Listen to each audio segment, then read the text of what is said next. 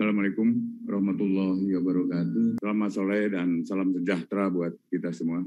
Rekan-rekan media yang saya hormati, perlu saya sampaikan bahwa beberapa waktu yang lalu ada arahan Presiden Republik Indonesia terkait beberapa peristiwa yang menyentuh hajat hidup masyarakat, sepertinya masalah kelangkaan minyak goreng. Kelangkaan ini menjadi perhatian Presiden dan beliau menginstruksikan agar segenap pimpinan kementerian lembaga mengedepankan sense of crisis sehingga setiap peristiwa yang terjadi dan menyangkut hajat hidup masyarakat luas dapat diberikan respon. Kenapa terjadinya hal itu terjadi? Kelangkaan minyak goreng ini ironis sekali, karena Indonesia adalah produser CPO terbesar di dunia. Untuk itu, kami telah melakukan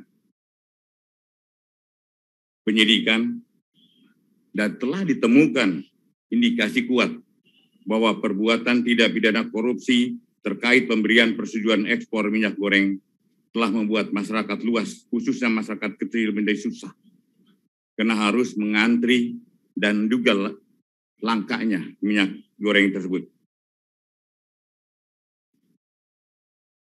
Negara juga harus mengucurkan bantuan langsung tunai minyak goreng yang nilainya tidak kecil.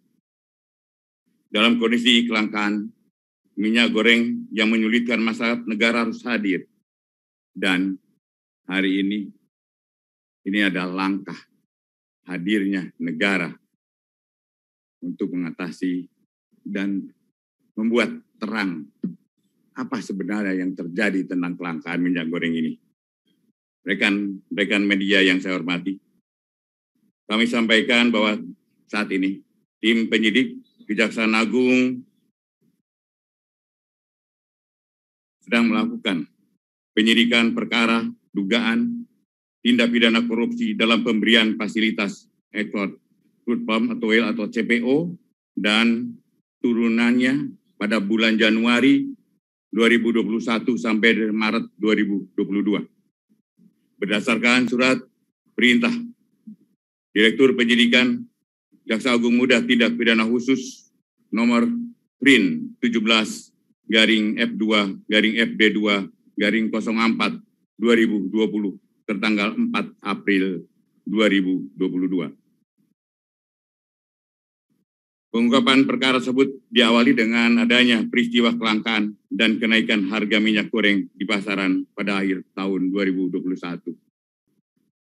Atas peristiwa tersebut, pemerintah melalui Kementerian Perdagangan telah mengambil suatu kebijakan menetapkan DMO serta DPO bagi perusahaan yang ingin melaksanakan ekspor CPO dalam produk turunannya serta menetapkan harga eceran tertinggi minyak goreng sawit. Namun dalam pelaksanaannya, perusahaan eksportir tidak memenuhi DPO, namun tetap memberikan persetujuan ekspor. Atas perbuatan tersebut diindikasikan dapat menimbulkan kerugian keuangan negara atau perekonomian negara. Berdasarkan laporan hasil penyidikan, ditemukan alat bukti permulaan yang cukup, yaitu kami telah memeriksa 19 orang saksi, 596 dokumen dan surat terkait lainnya, serta keterangan ahli. Dengan telah ditemukannya alat bukti yang cukup, yaitu minimal 2 alat bukti, sebagaimana dimaksud di dalam pasal 184 ayat 1 Kitab Undang-Undang Hukum Acara Pidana.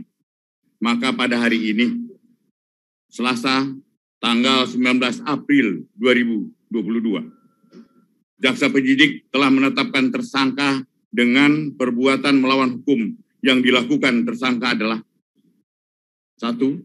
Adanya permufakatan antara pemohon dengan pemberi izin dalam proses penerbitan persetujuan ekspor.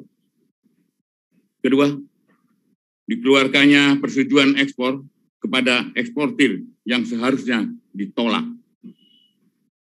Ditolak izinnya karena tidak memenuhi syarat, yaitu telah mendistribusikan CPO atau RBD palm oil tidak sesuai dengan harga persejualan dalam negeri atau DPO, tidak mendistribusikan CPO dan RBD ke dalam negeri sebagaimana kewajiban di dalam DMO, yaitu 20% dari total ekspor. Tersangka ditetapkan 4 orang. Yang pertama, pejabat eselon 1 pada Kementerian Perdagangan bernama IWW, Direktur Jenderal Perdagangan Luar Negeri, Kementerian Perdagangan. Dengan perbuatan tersangka telah menerbitkan secara melawan hukum persetujuan ekspor terkait komoditi crude palm oil atau CPO dan produk turunannya kepada Permata Hijau Group,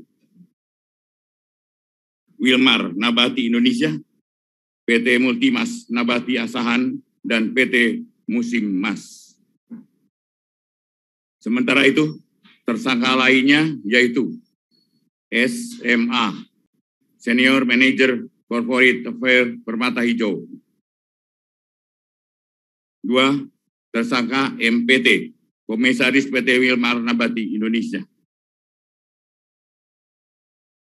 3, tersangka PT, General Manager Bagian General Affairs PT Musimas.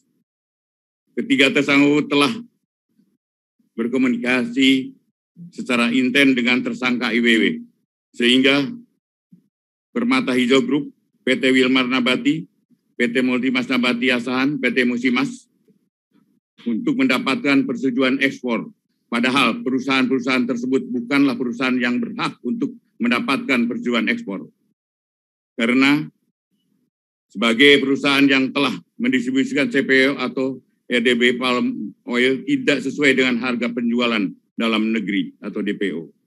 Juga sebagai perusahaan yang telah mendistribusikan CPO, RDB palm oil ke dalam negeri yang bukan berasal dari perkebunan inti. Perbuatan tersebut telah melanggar pasal 54 ayat 1 huruf A dan ayat 2 huruf A, B, C, ABE maksud saya, dan F Undang-Undang Nomor 7 tahun 2014 tentang perdagangan, Keputusan Menteri Perdagangan Nomor 129 tahun 2022, yaitu Yunto Nomor 170 tahun 2022 tentang penetapan jumlah untuk distribusi kebutuhan dalam negeri dan harga penjualan di dalam negeri. 3. Ketentuan bab 2 huruf A, angka 1 huruf B, Yunto bab 2 huruf C, angka 4 huruf C, Peraturan Direktorat Jenderal Perdagangan Luar Negeri nomor 02 Daglu per 1 2022 tentang petunjuk teknis pelaksanaan kebijakan dan pengaturan ekspor CPO, RDB palm oil, dan UCO. Para tersangka dilakukan penahanan, ditempatkan yang berbeda berdasarkan surat perintah penahanan Direktur Penyidikan. Yang pertama adalah IWW dan MPT. Masing-masing ditahan di Rutan Salemba, Cabang Kejaksaan Agung selama 20 hari, terhitung mulai tanggal hari ini 19 April 2022 sampai dengan tanggal 8 Mei 2020.